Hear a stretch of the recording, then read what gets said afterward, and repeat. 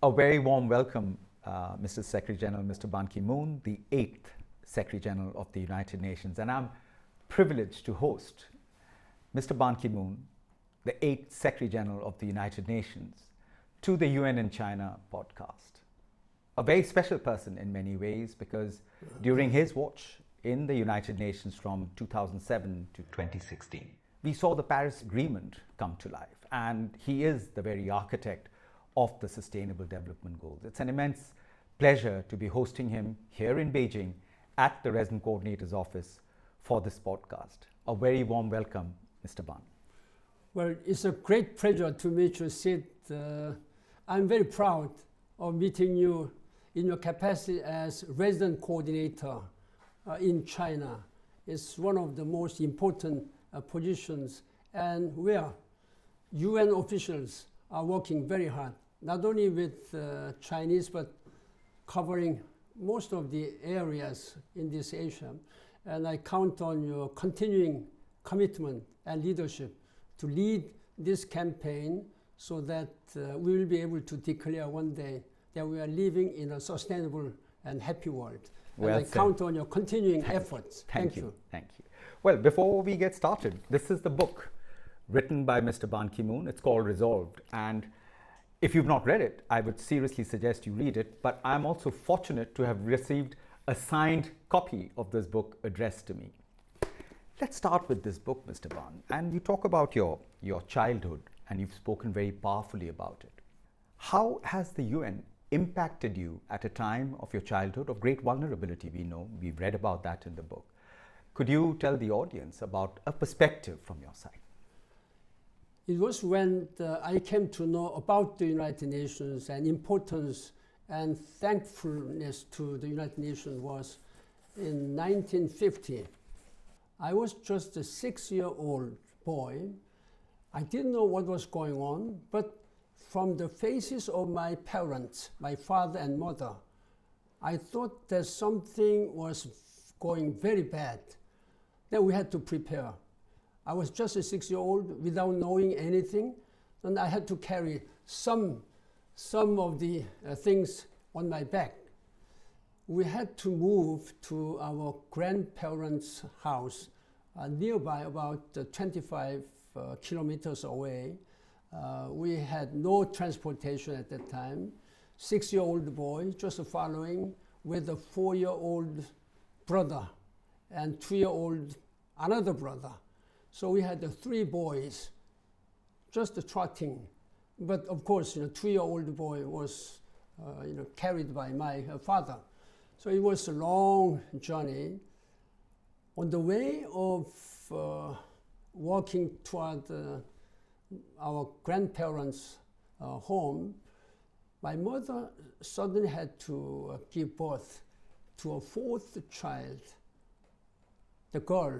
During the walk? Yes. Wow. We had to rush into some nearby house.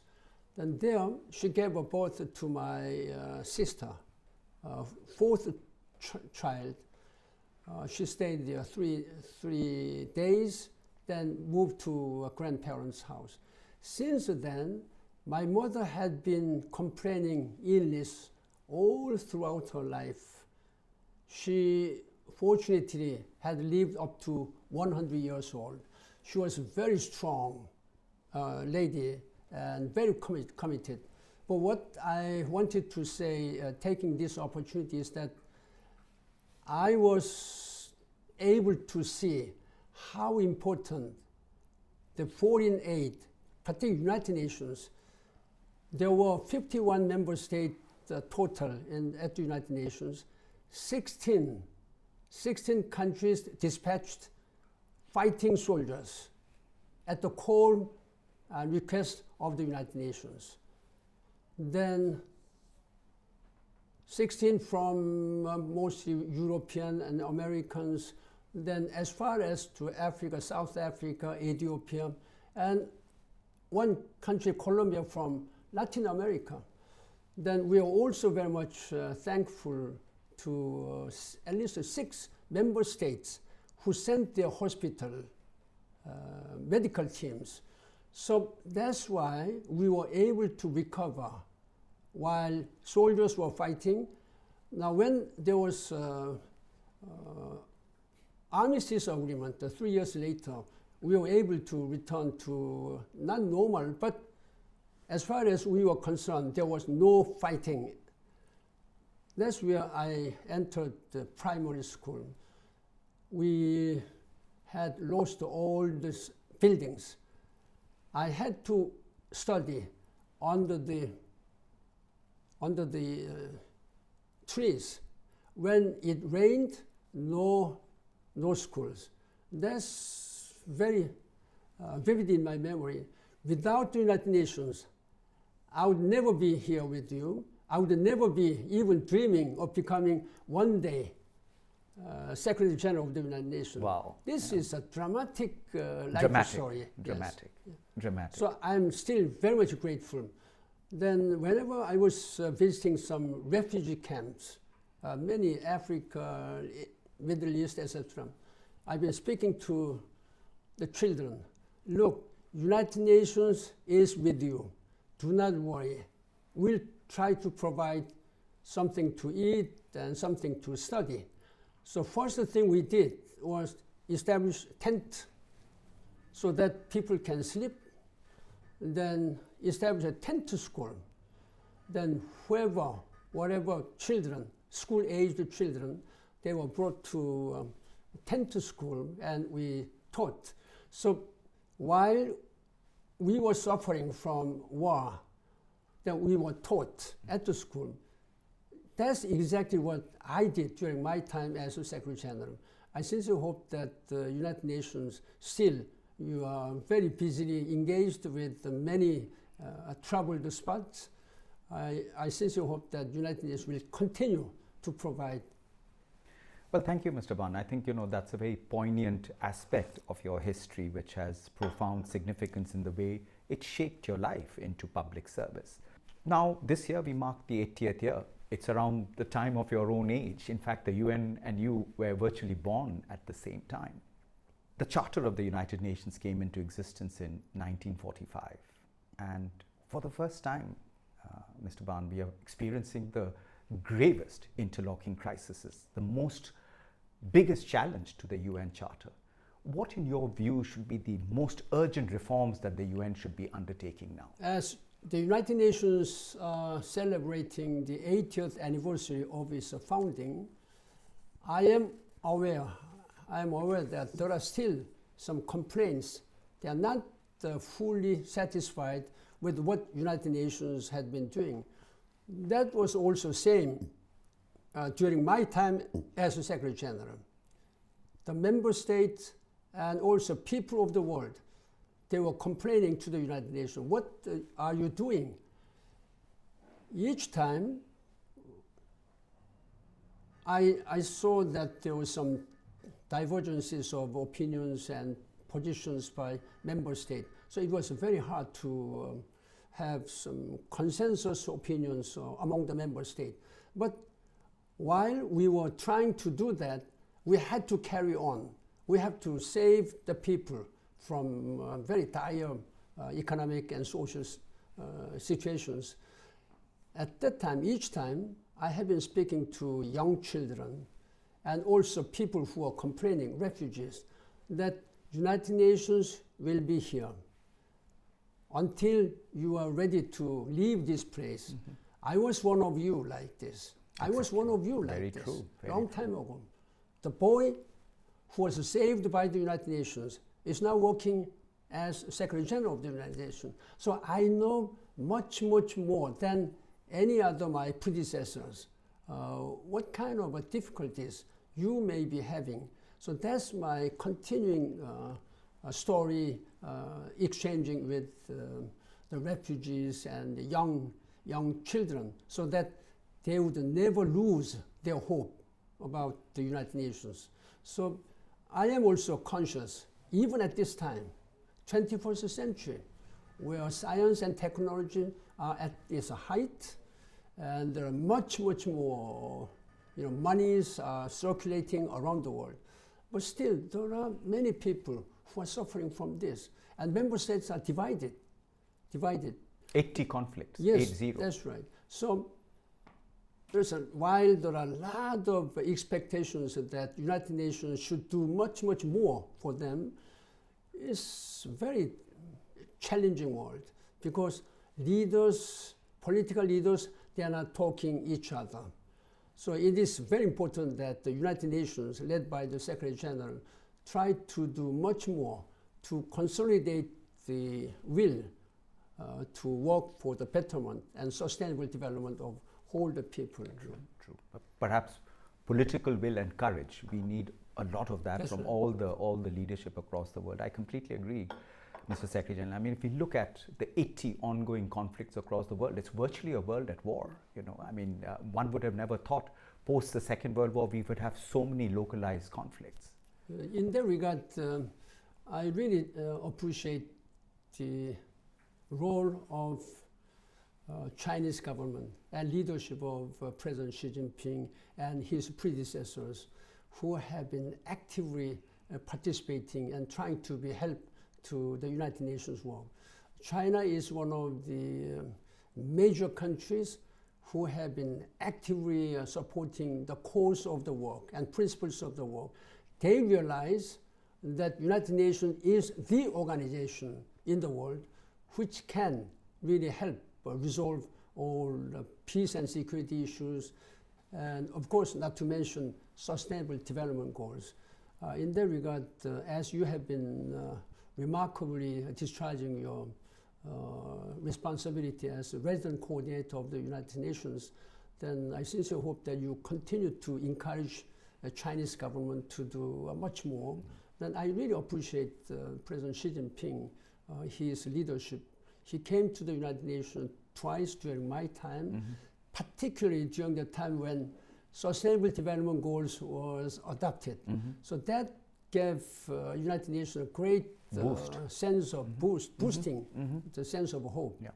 I can confirm that, Mr. Ban, that over my last 5 years, China really upholds the values of the United Nations and the multilateralism. In fact, I can confidently say in my 3 decades of service, China in all ways has been perhaps one of the most challenging, but at the same time most gratifying experience for anybody. You, Mr. Ban, have been one of the greatest advocates for the climate agenda. In fact, you've been tirelessly really fighting for this cause. I know how much of effort you put into the Paris Agreement and to make it come to fruition. Tell us a little bit, what kind of got you going behind this when there was so much of opposition to it? As you know very well, I'm not a climatologist. I'm not a scientist. I'm just, a political student, But I knew as we continue to live in these circumstances that without addressing the climate change issues, we would have no hope, humanity as well as this planet Earth. That's why I initiated this climate change negotiation. Of course, there have been already COP processes, but not much. There was always a division of works. I am still very proud that during my time as a Secretary General, I had been able to bring all the leaders together so that they can join their hands on the deck together, working for climate issues. Now that it's already been the 10th year since the adoption of the Paris Climate Change Agreement. What about the progress report of this Paris Climate Change Agreement? While Paris Climate Change Agreement has presented as a collective wisdom, a collective scientist wisdoms and knowledge, then they have presented good plans so that humanity and planet Earth can live alongside together harmoniously. Without addressing this climate phenomenon, there will be a huge danger for humanity as well as this planet Earth itself. That's why, as a Secretary General, and even now, after my retirement, I've been traveling extensively those places. During my time as a Secretary General, I thought that lead by example can speak much louder than just speaking. Yeah. So I just led by example. I visited 4 times Arctic, 1 time Antarctica, and many other places where I was able to witness myself with my own eyes what was happening because of the climate phenomena. That's why we were able to have dramatically the Paris Climate Change Agreement on December 12th, Right. 2015, just 10 years ago. Now then, what's the status report of this? Countries have been more engaging in regional wars, and they have been using their fundings to another purposes. Therefore, I've been, even as a former Secretary General, wherever I visited, during my statement, during my meeting with leaders, I've been urging them that the most urgent and most critical important issue is to address these climate change issues. Otherwise, this planet Earth and our humanity will have no hope. Mm-hmm. I've been speaking out some examples, what is happening now. You know, Indonesia is such a big country in Asia. I think except China, they may be one of the largest ones. Their capital city, Jakarta, they are seriously considering to move to their capital to Nusantara. Correct. Nusantara. That's right. Because Jakarta is now sinking. Sinking. Yes, that's true. It's a huge issue. I visited the Kiribati, a very small South Pacific country, small island. I went there myself. This island is sinking underwater. They had to Vacate this whole country. They bought, as I understand, some land in Fiji Island. Mm-hmm. So they will soon have to move there. Otherwise, there will be underwater. Yeah. When I visited as a Secretary General, Kiribati, I was surprised that normally in a hotel, you are given some chocolate or some drinks. And there were some life jackets. Oh my God. Because the car was moving with all this, underwater, on the street, depending upon the moonlight. Mm-hmm. When it comes a full The tides. moon, High tide and comes low up. tide. Yeah.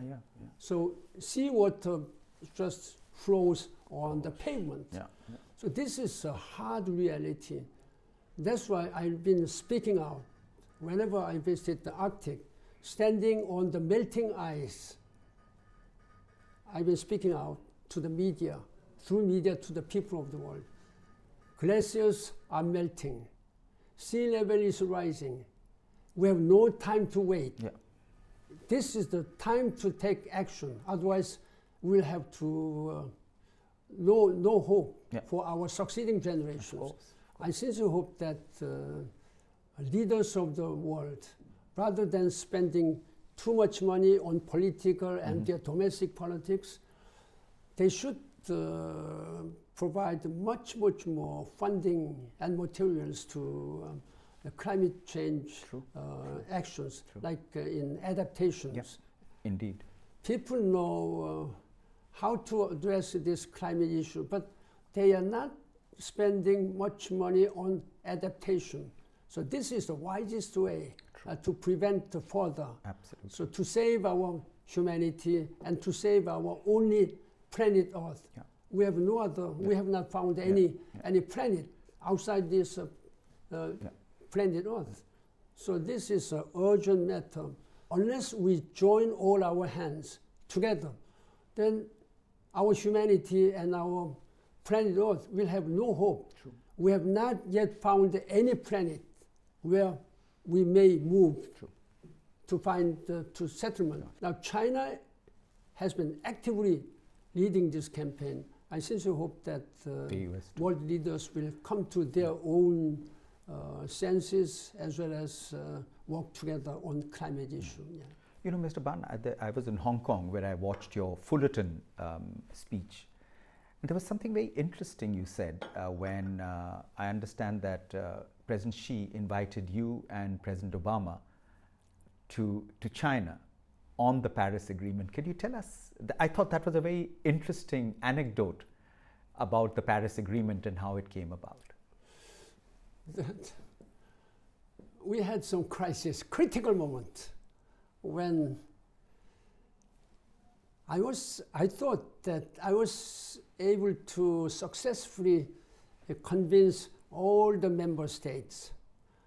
At the moment of, we were just waiting so that the old document would be rewritten, etc., after negotiations.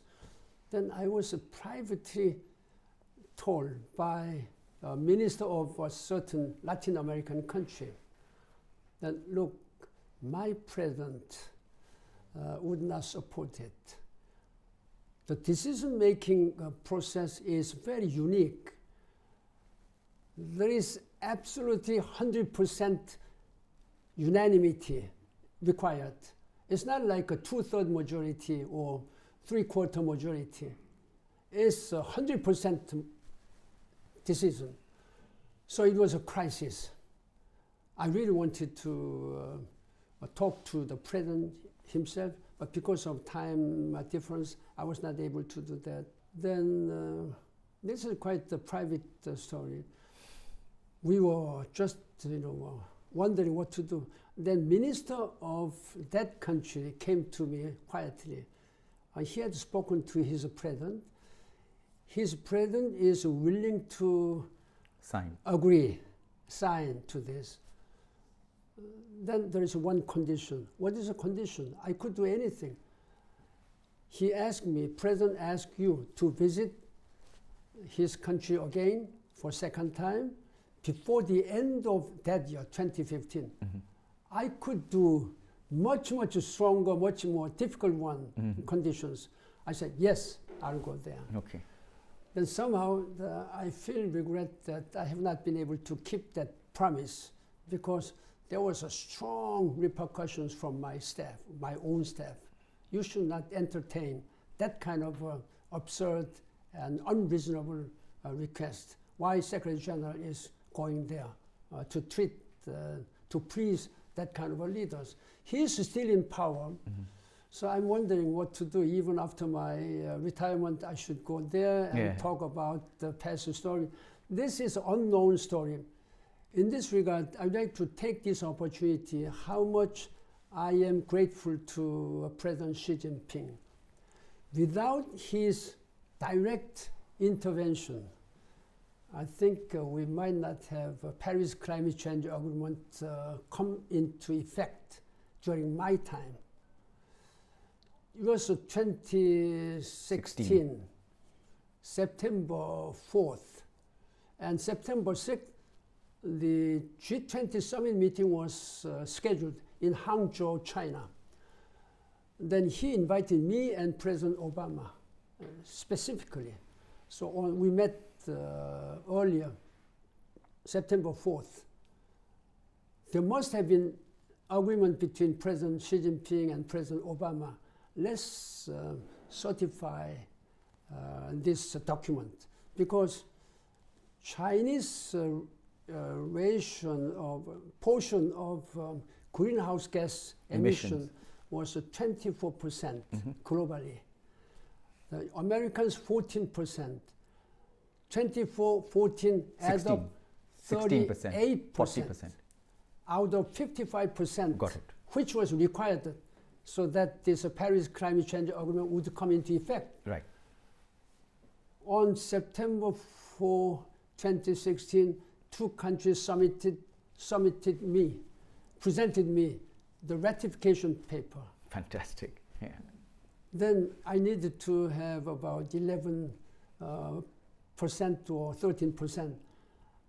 Immediately after G20 summit in Hangzhou, I flew to European Union. Mm. I spoke the full session of the European Parliament. Mm. Please ratify this one so that this treaty can come into effect before the end of this year. It happened that way. Wow. So it come into effect early November, approved by whole nations, certified. So that's why we have a Paris Climate Change Agreement. At this time, are we satisfied with that level of work done by the global leaders? I am deeply sorry to say that no, we have to work much, much harder to save our humanity, to save our planet Earth, the only planet Earth we have at this time. We have not found any planet Earth where to move. Thank you, Mr. Ban. I think that's a very insightful aspect and obviously a reflection of an important legacy you left behind, both with the Sustainable Development Goals which came into effect. I know that the levels of discussions and the amount of persuasion that you had to do in order to make it happen as well with the Paris Agreement. Now, when this podcast will be watched by many, many young people across the world, if there is one message that you want to leave with them, because they are the future leaders, they are the future inheritors of this world, what would you say to them? Not to lose their hope and work for the betterment of our society with passion and compassion. Mr. Ban, thank you very much. I think this has been one of the most profound interviews and a poignant reflection of your own life. I can't tell you how proud I am actually undertaking this podcast, and for matters of transparency, Mr. Ban also happens to be my father-in-law and the grandfather of my 14-year-old son. So proud to have this conversation. I'm proud of you. Thank you, thank you. So I'm thrilled that we were able to do this and make this happen. I can't tell you how grateful I am that you took the time to do this today. Thank you very much. It was a great pleasure and honor for me and privilege. Thank you, Abunim. Thank you. Thank you. I wish you all the best. Thank you. And this is the book called Resolve, written by His Excellency Mr. Ban Ki-moon, which is a personal reflection not only of his life's journey but as his time as the 8th Secretary General of the United Nations. And I am a proud recipient of this book, including with a personal note for me in this book. I treasure it, I have it in my office and I read it. I read aspects of it every day. It's like a little Bible to me because it keeps me inspired.